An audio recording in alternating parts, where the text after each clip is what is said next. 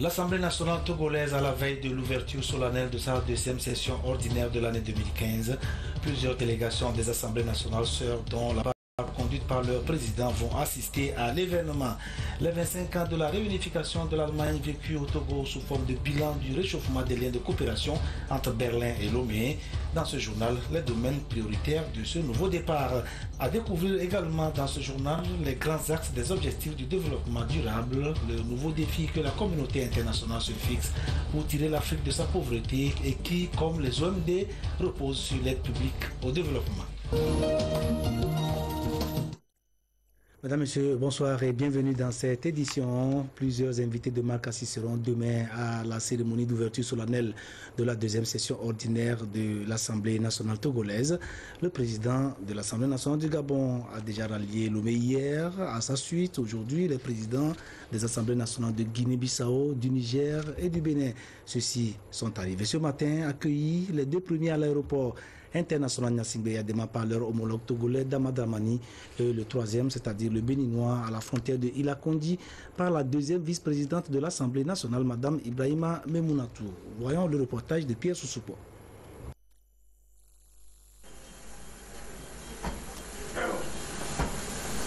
Deux présidents des assemblées nationales accueillis par Damadramani à l'aéroport international Gnassingbé Yadema de Lomé. Premier à fouler le sol togolais, Cipriano Kassama de la Guinée-Bissau. Quelques minutes après, le même cérémonial pour Amadou Salifou, président de l'Assemblée nationale nigérienne.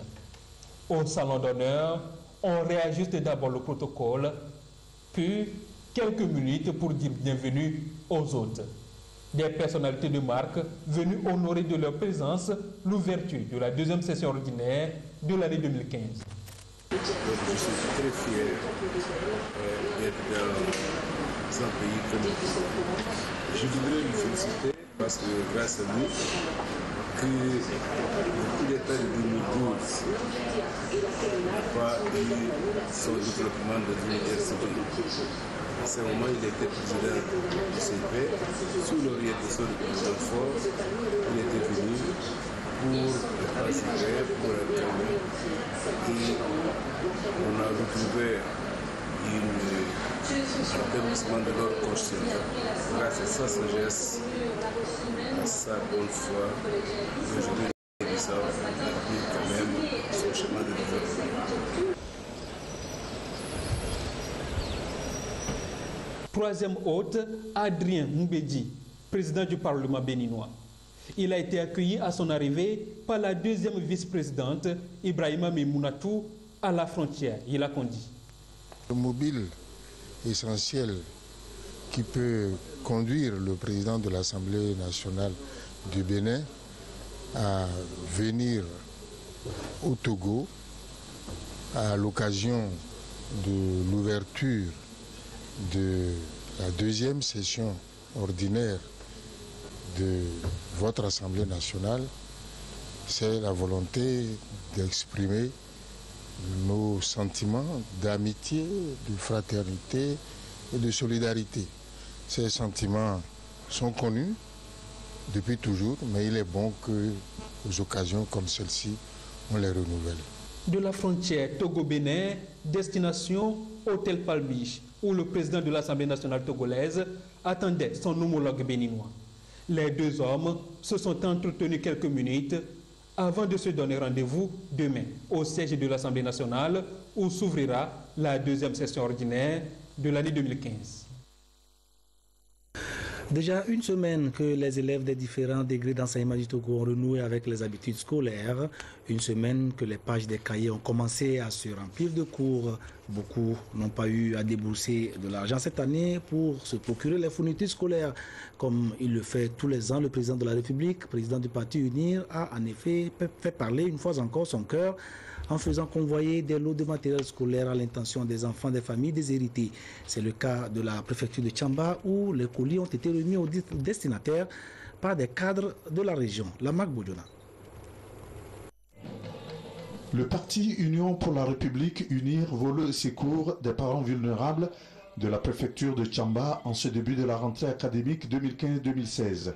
Un important don de fournitures scolaires composé de 30 000 cahiers et 10 000 autres fournitures, à savoir bic, crayons, règles, ensemble géométrique et ardoise, a été offert par le chef de l'État, Faure Sozumna Gnassingbé, pour être distribué dans les 10 cantons de la préfecture pour permettre aux nécessiteux d'avoir le nécessaire pour aller à l'école. Vraiment, nous sommes émus. Nous sommes dans les moments difficiles parce qu'il n'y a pas longtemps, nous venons de fêter la Tabaski. Tout le monde sait le coût du mouton à l'occasion de nos fêtes. Nous venons de passer pour les fêtes. Voilà que vraiment, il y a aussi la rentrée.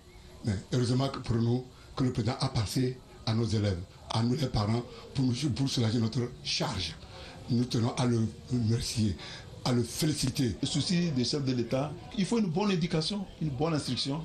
Et à cette rentrée scolaire, le président de la République a voulu faire ce don à l'attention, à l'endroit des élèves, surtout ceux qui n'ont pas les moyens.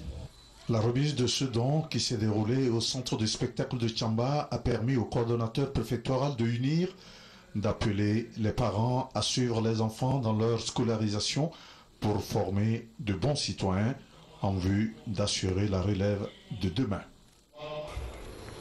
Faisant d'une pierre deux coups, les cadres de la préfecture de Tchamba qui ont fait le déplacement de la région natale ce week-end se sont retrouvés au centre de spectacle de la ville de Tchamba pour ouvrir des réflexions sur le développement de leur milieu.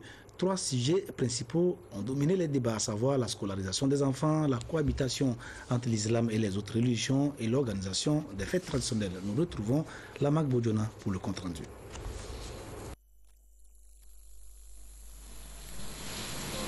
Cette rencontre constitue une journée de réflexion qui se veut un cadre de discussion et d'échange sur les problèmes qui minent le développement de la préfecture de Tchamba. Venus de toutes les villes du Togo et des pays de la sous-région ouest-africaine, les cadres et fils de la préfecture de Tchamba ont échangé sur 3 thématiques. Le premier problème, c'est la scolarisation des enfants. Parce qu'on remarque qu'il y a ces derniers temps-là qu'il y a beaucoup d'échecs, au BPC comme au bac. Et donc, il faut qu'on fasse quelque chose. Le deuxième point, il s'agit de tradition et l'islam. C'est un thème qui est important. Et ce qui se passe au Nigeria, Cameroun, au Tchad, s'agissant de Boko Haram, c'est ça aussi qui a arrêté notre attention. Nous avons nos parents qui viennent de temps en temps, qui viennent de Ghana, lors des fêtes de Tabaski, ils viennent du Ghana, du Nigeria, du Bénin. Il faut qu'on se réorganise de façon coordonnée pour célébrer les fêtes des natifs de Tchamba. Donc voilà le troisième point que nous avons donc abordé.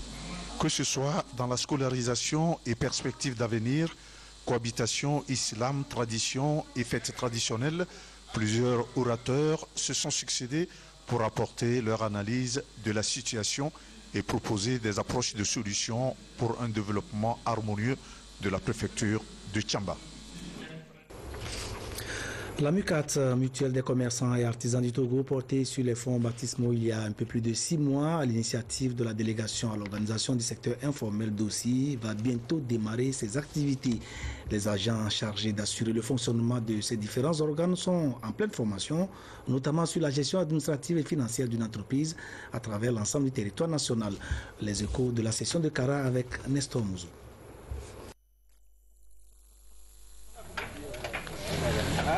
Du fait de son poids dans l'économie nationale, le gouvernement togolais a entrepris ces dernières années la structuration du secteur informel.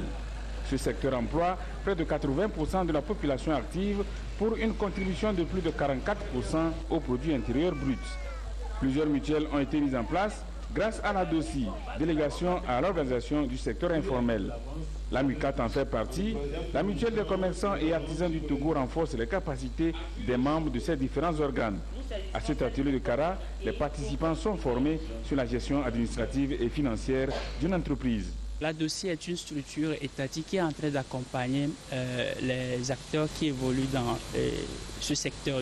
À la suite de la formation, c'est pour qu'ils puissent maîtriser les outils de gestion, puisque à long terme, ils sont appelés à gérer eux-mêmes leur mutuelle. Nous avons abordé la question de ce qui est et ce qui constitue les fondements d'une mutuelle, les principes d'une mutuelle. Nous avons également abordé les modes d'organisation et de fonctionnement d'une mutuelle. Mais au-delà de cela, on a assez échangé sur l'importance d'une mutuelle. Ce que cela revêt pour les personnes qui se sont librement engagées à améliorer leurs conditions de travail, leurs conditions de vie à travers leurs propres moyens, leurs propres ressources. Cette formation de la MUCAP, comme bon nombre d'autres activités de la mutuelle, a bénéficié d'un appui technique et financier du BIT, Bureau international du travail. C'est la deuxième fois que la MUCAP organise une rencontre du genre après son officialisation le 24 mars dernier à Kara. La fin de la formation a été marquée par la remise des attestations aux participants. À côté de la mutuelle des commerçants et artisans du Togo, il y a celle des agriculteurs, pêcheurs et éleveurs, appelée MUAP. Cette mutuelle est aussi une création de la DOSI, destinée à promouvoir les activités de ses membres et donc à leur faciliter la vie. La MUAP est également dotée d'organes de gestion dont les membres viennent eux aussi de recevoir une formation sur leur rôle et responsabilité dans le fonctionnement de l'institution. Cette fois, c'est de Dapaon que nous parviennent les nouvelles de cette formation dispensée aux agents avec un reportage de Désiré Aloyer. Les membres des instances dirigeantes de la mutuelle des agriculteurs, pêcheurs et éleveurs du Togo MUAP se séparent sur une note d'espoir. 2 jours de formation à Dapaon leur ont donné des outils nécessaires qui leur permettront de travailler désormais avec efficacité et de concert avec les autres membres pour la cause de la mutuelle. Une bonne gestion de la mutuelle s'impose à eux afin d'aboutir à un bon fonctionnement espéré de la MUCAP. Si nous mettons vraiment le paquet, c'est une mutuelle qui pourra bien marcher et ça va soulager les membres à la base. Nous nous sommes engagés en corps et âme à assumer pleinement notre responsabilité. Arrivé chez moi, je vais d'abord en collaboration avec les services techniques, nous allons faire la sensibilisation à la base d'abord avant de remonter avec les autres. Les bénéficiaires aguerris serviront de relais de sensibilisation à la base pour plus d'adhésion. Et donc l'existence des mutuelles va faciliter l'ancrage ou l'architecture de la protection sociale, surtout de l'extension de la couverture maladie dans notre pays. Et donc c'est ce que nous pouvons retenir principalement de cette initiative-là, où on est en train de mettre en place une mutuelle au profit des agriculteurs, des pêcheurs et des éleveurs dans notre pays. Un plan de collaboration entre les instances dirigeantes de la MUAP est ainsi défini pour ensemble faire front commun contre la pauvreté. Et pour y arriver dans la quiétude, il faut migrer de l'informel vers le formel. Politique, les responsables du parti politique l'UNI ont animé une conférence de presse ce lundi à Lomé, une rencontre avec la presse qui s'inscrit dans le cadre de la célébration du 25e anniversaire du déclenchement du processus démocratique au Togo. L'occasion pour eux d'inviter la classe politique togolaise, notamment l'opposition, à plus d'engagement en faveur de la population togolaise. Félix Sendacha. Leur organisation politique le nie, leur engagement, la lutte pour l'enracinement de la démocratie. Une lutte menée depuis le 5 octobre 1990 par les jeunes qui demandaient plus de liberté au Togo. En cette date anniversaire, les responsables du parti le nie étaient face à la presse pour réaffirmer leur attachement à l'unité des forces de l'opposition. Dans le cadre de l'enracinement de la démocratie, le parti le nie veut œuvrer à ce que les réformes qui ont été acceptées par tous dans le cadre de l'APG soient mises en place. C'est la condition sine qua non pour l'enracinement de la démocratie dans notre pays. Nous devons remarquer que nous sommes dans l'impasse au jour d'aujourd'hui à cause des querelles intestines au niveau de l'opposition. Les responsables du parti politique l'ONI ont condamné l'usage de la diffamation comme arme politique. Aussi ont-ils appelé à la synergie des actions pour construire un Togo fort et paisible. Plusieurs organisations syndicales ont organisé le week-end dernier une grande marche à travers les rues de Lomé pour dénoncer un fléau qui mine le développement économique de nos États. Il s'agit des évasions fiscales, encore appelées flux financiers illicites. À Lomé, donc, la marche a drainé la foule jusqu'à la Bourse du Travail où une déclaration a été lue. Reportage Samuel Degbe, Carmen Madje Akako. Les organisations des centrales syndicales et de la société civile togolaise disent non aux flux financiers illicites en provenance de l'Afrique. Elles ont sillonné les différentes artères de la ville de Lomé, appelant les populations à se mobiliser et à œuvrer aux côtés du gouvernement pour localiser, neutraliser et recouvrer les fonds qui sortent des pays africains de façon illégale, soit par l'évasion fiscale commerciale ou par la falsification des factures. L'Afrique est un continent immensement riche que des entreprises viennent exploiter et que ces entreprises, avec l'aide de la corruption et la fragilité des législations des pays africains, remontent tout ce qu'ils ont produit comme capitaux vers d'autres cieux. Et visant le montant que les études ont pu déterminer et remarquant que ces montants-là dépassent de loin l'aide au développement que l'Afrique reçoit, nous avons réclamé auprès de l'État togolais de prendre les mesures nécessaires et surtout de mettre en œuvre les recommandations que le rapport a proposées. Une déclaration a sanctionné cette marche qui a abouti à la Bourse du Travail de Lomé. Les centrales syndicales recommandent donc au gouvernement de mettre en place des politiques appropriées pour endiguer ce mal et de renforcer le fonctionnement des institutions en charge du contrôle des mouvements des capitaux. À l'Assemblée nationale, elle propose qu'une loi soit votée pour renforcer l'arsenal juridique qui interdit la corruption transnationale et qui renforce les organismes d'enquête et de poursuite. Voilà qui nous amène à ouvrir le dossier du jour et nous situe sur les nouveaux défis que la communauté internationale se lance pour réduire le retard que certaines régions du monde ont pris sur les autres en matière de développement. Ces défis se résument en 3 lettres. ODD, entendez, Objectif du développement durable. L'Afrique, par exemple, un continent aux multiples richesses naturelles, peine à se hisser à un niveau de développement susceptible d'assurer le bien-être de sa population. Majoritairement pauvres, les pays africains ne doivent leur salut qu'à l'aide publique au développement, un système qui leur permet d'équilibrer leurs budgets respectifs et de faire face aux besoins vitaux de leur population. Conformément à ce système, il a été élaboré un vaste programme de développement en 8 points dont la réalisation sur une échéance de 15 ans devait permettre à ces pays d'avancer. Il s'agit des objectifs du millénaire pour le développement OMD. À la 70e Assemblée générale des Nations Unies la semaine dernière, il a été relevé que les ont eu un impact limité sur la situation de pauvreté des populations africaines. Ainsi, des OMD, l'on a décidé de passer aux ODD qui, eux, contiennent 17 objectifs qui prennent toujours en compte cette aide au développement au profit des pays pauvres en vue de leur entière réalisation.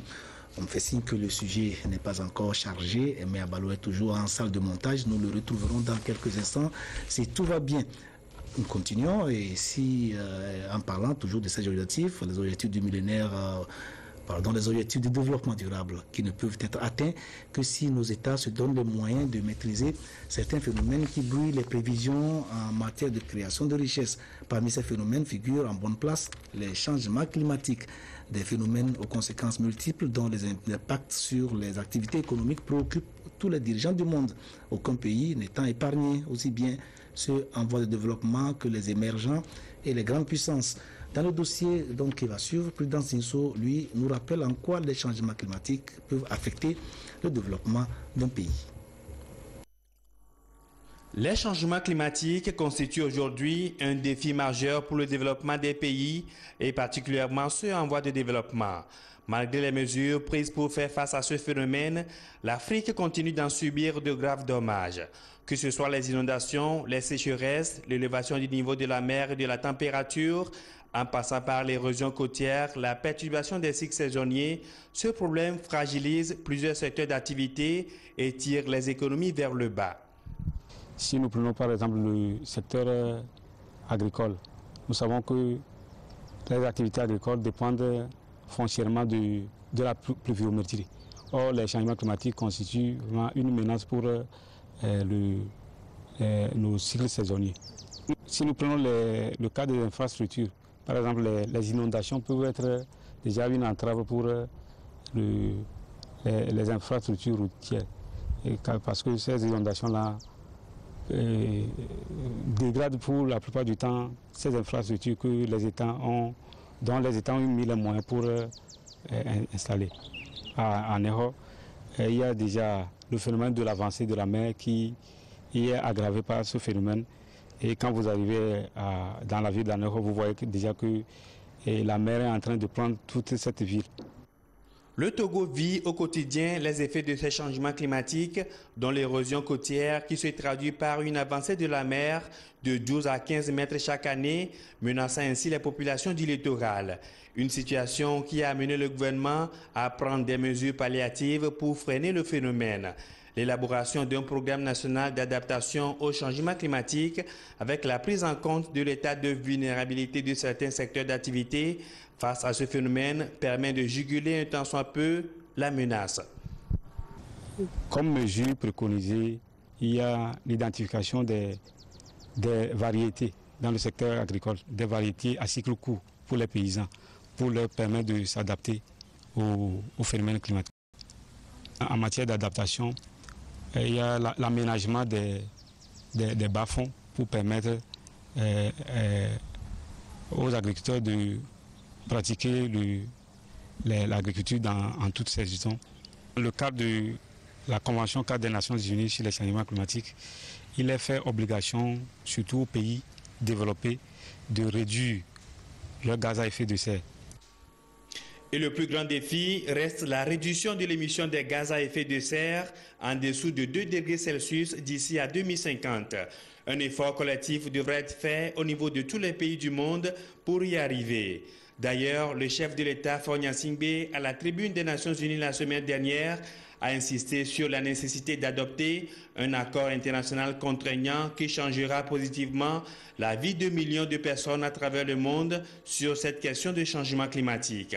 La conférence de Paris sur le changement climatique prévue en novembre prochain permettra sans doute aux États d'harmoniser un certain nombre de points de vue pour amenuiser les menaces qui planent sur l'humanité. Que ce soit dans le domaine du financement des ODD que celui de la lutte contre les changements climatiques, il faut faire jouer la coopération internationale et resserrer les liens avec les partenaires bilatéraux et multilatéraux. Il y a 3 ans, l'Allemagne renouait sa coopération avec le Togo après près de 20 ans de suspension. Une reprise qui s'est matérialisée par la réalisation de plusieurs projets de développement. À l'heure où la République fédérale d'Allemagne célèbre les 25 ans de sa réunification, il nous paraît opportun aujourd'hui de rappeler le contexte dans lequel la reprise de la coopération avec ce partenaire historique s'est faite et quels en sont les domaines prioritaires. C'est un dossier réalisé par Félix Semzacha. C'est un nouveau départ qui a été pris en 2012. Depuis lors, la coopération germano-togolaise a retrouvé toutes ses marques et s'est renforcée avec le démarrage de différents projets de développement financés par l'Allemagne. Et depuis 2011, à l'hôtel Sarakawa, ici à Lomé, il y a eu des négociations sur la forme que devait revêtir cette reprise de la coopération, donc entre le ministère fédéral allemand de la coopération et notre pays. Et dès lors, à la suite de cela, il y a eu effectivement cette reprise, mais elle est progressive. Il y a eu la reprise au niveau donc de tous les domaines, y compris la coopération militaire. En 2011, le ministre était ici, il a parlé avec les autorités à Lomé. En 2012, on a négocié comment la coopération germano-togolaise va se dérouler. Dans cette négociation, il y avait un accord et dans cet accord, on a constaté que on va travailler sur 3 axes prioritaires. Que sont la bonne gouvernance, surtout la décentralisation, premièrement. Deuxièmement, le développement rural, notamment l'agriculture. Et Troisièmement, l'emploi de jeunes et la formation professionnelle. Le nouvel engagement de l'Allemagne aux côtés du Togo, c'est un partenariat qui vise le développement et surtout le bien-être de la population togolaise grâce à l'intervention sur le terrain de plusieurs organismes allemands. Avec la formation professionnelle, par exemple, on travaille surtout sur le système dual. Le Togo prévoit d'introduire ici le système dual des formations techniques. Ce système dual veut dire qu'il y a une formation qui se fait partiellement dans les CREDFP, les centres de formation, pour donner les connaissances théoriques, mais aussi dans les entreprises même, pour donner aussi les connaissances pratiques. On va financer même l'équipement dans les centres de formation et la réhabilitation et l'équipement. Ça, c'est pour la formation professionnelle, par exemple. Dans l'agriculture, par exemple, on travaille avec les entrepreneurs ruraux. On doit des formations, comment calculer le coût des intrants de différentes filières, par exemple le cacao, le café, le maïs. Combien est-ce que l'agriculteur a besoin de financer pour les engrais, pour les semences, pour l'eau, tout ça, et combien est-ce qu'il peut calculer comme revenu après ça, quel est le prix du marché. Avec ces connaissances économiques, l'agriculteur il peut décider lui-même sur les produits qu'il va produire dans sa ferme. On finance aussi les pistes rurales dans tous les pays, surtout dans les filières coton et filières café-cacao. Alors nous travaillons surtout sur la décentralisation. Ça veut dire que nous sommes en train de former les personnels administratifs dans des différentes mairies, surtout Tchévi et Soko de Palémé. On donne des formations, par exemple, concernant les budgets. Nous essayons d'expliquer aussi l'importance de la transparence dans les budgets. De 28 millions d'euros à la reprise à près de 110 millions d'euros actuellement, c'est dire que la Deutsche Zusammenarbeit, autrement dit la coopération allemande, est une réalité au Togo. Parmi les institutions qui interviennent sur le terrain, on peut citer la GIZ, CBM, la DAV, sans oublier les fondations Hans Seidel, Friedrich Herbert et Konrad Adenauer. Le système LMD fait son entrée dans le programme de formation de l'Institut Polytechnique d'Efitech. Après 14 ans au service de la jeunesse togolaise, d'Efitech a donc décidé de passer à une étape supérieure dans ses offres de formation. Ainsi, à partir de cette année académique, les diplômes de d'Efitech ne se limiteront plus au BTS. Ils iront de la licence au doctorat en passant par le master. Parallèlement à ces innovations, d'Efitech a procédé à l'extension de son cadre de formation en créant un deuxième campus. Celui-ci a été d'ailleurs inauguré la semaine dernière par le ministre de l'Enseignement supérieur et de la Recherche. Reportage Robert Potogbe, Esther Laclé. C'est dans cette nouvelle maison du savoir que les futurs bacheliers et les étudiants en général vont désormais modeler leur avenir. Ce nouveau cadre de l'Institut Polytechnique d'Efitech Campus 2, totalement rénové et équipé de matériel et outils modernes, se veut un vrai centre de recherche qui va accueillir pour cette rentrée académique 2015-2016 6 licences professionnelles. Nous démarrons cette année 2 licences avec le lycée, le centre d'informatique de calcul de l'Université de Lomé, la licence en génie logiciel et la licence en maintenance et réseau. Avec la faculté des sciences FDS de l'Université de Lomé, nous démarrons ensemble, avec leur soutien, une licence en énergie renouvelable, option énergie solaire. Depuis 14 ans qu'il est au service de l'enseignement supérieur au Togo, l'Institut Polytechnique d'Efitech a fourni plusieurs cadres de l'administration publique et privée et reste toujours en tête de peloton en BTS au Togo. Le gouvernement se fait le devoir d'accompagner, d'encourager dans le respect des exigences et des normes académiques tous les promoteurs d'enseignement privé du supérieur. Nous avons déjà remarqué les résultats probants, notamment sont dans les meilleurs dans les résultats du BTS. Nous les encourageons à aller de l'avant. Nouveau cadre d'études donc, mais aussi nouvelle vision dans la formation. La grande innovation de cette année est la mise en place d'incubateurs, nouvelles solutions économiques apportées aux étudiants en licence et master. Nous lançons au mois de décembre un incubateur ici, à l'étage, au premier étage là, c'est un lieu où nous allons installer toute la logistique dont on a besoin pour créer une entreprise. Beaucoup de jeunes aujourd'hui ont envie de créer leur entreprise, mais ils n'ont pas les moyens pour se lancer. Les premiers investissements seront faits ici et nous allons les accompagner. Ils vont s'installer durant 1 an pour améliorer, pour peaufiner leur projet. Sur le nouveau campus, une grande salle de machines dotée de micro-ordinateurs est mise à la disposition des étudiants. Defitech Campus 2 à Oudja est situé à côté du lycée Hidranaoui. Rentrée prochaine, 20 octobre 2015. C'est noté, c'est la fin de ce journal. Merci de nous avoir suivis. Retrouvez Isidore Koubatine à 22h30 pour la dernière édition du jour. Au revoir.